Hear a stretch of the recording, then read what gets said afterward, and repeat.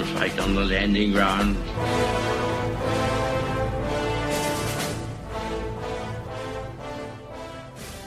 Thank you for joining us.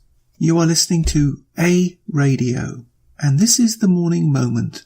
Please click on the follow button on Spreaker.com. This piece is thanks to a tweet I saw on Oil Sands Action, who I follow. I recommend you do the same. I want you to listen to this because it quite frankly sums up why we are heading in Canada for a constitutional crisis, which, by the way, is being created by Trudeau and funded by the left, and we all know who they are, and I've talked about them enough. It sounds to me just like the Obama administration. You remember that? Oh, you can have your oil, substitute that for coal, but we will make it so expensive that you won't be able to stay in business. Remember that this is their socialist bully tactics. Message to 57 genders and others. Please go back to Quebec to your socialist and communist buddies and go and count trees and mud huts. We are staying warm and cool in the 21st century. We have no desire to return to the 17th. Please remember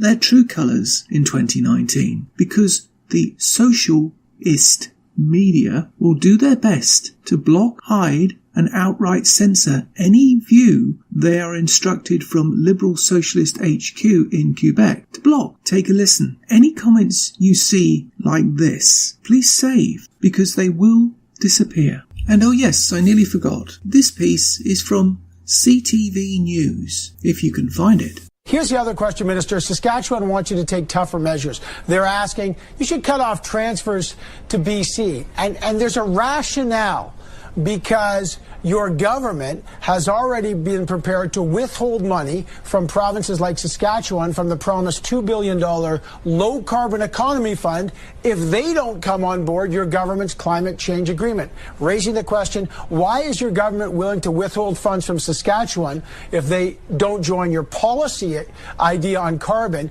and not withhold funds from British Columbia if, as your government has said, they're not complying with the law? This idea of threats is not helpful. We're instead going to be focused on getting the project done.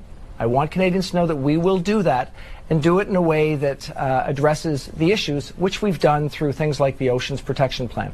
This is our approach, and we think it's the appropriate way to get forward. But, Minister, I would buy the idea that you don't think threats are appropriate if you hadn't already threatened Saskatchewan to cut them off from one government fund and not BC. So why threaten to cut off one province if they don't comply to a Liberal idea, a government idea, and not another province? I'm just trying to figure out, because it doesn't seem to me there's any logical consistency there. If you really want this pipeline, you put your shoulder to it the way you're doing for your price on carbon, and they don't come on board.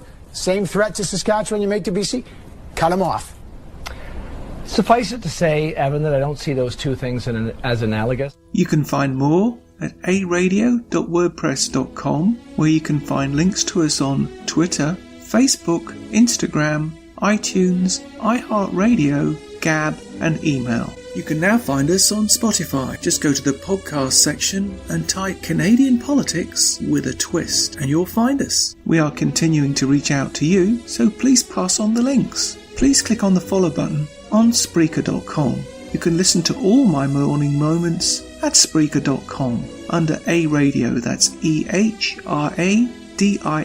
A Radio, and please click on the like button. And you can find all my podcasts and morning moments at aradio.wordpress.com and click on the Morning Moments tab.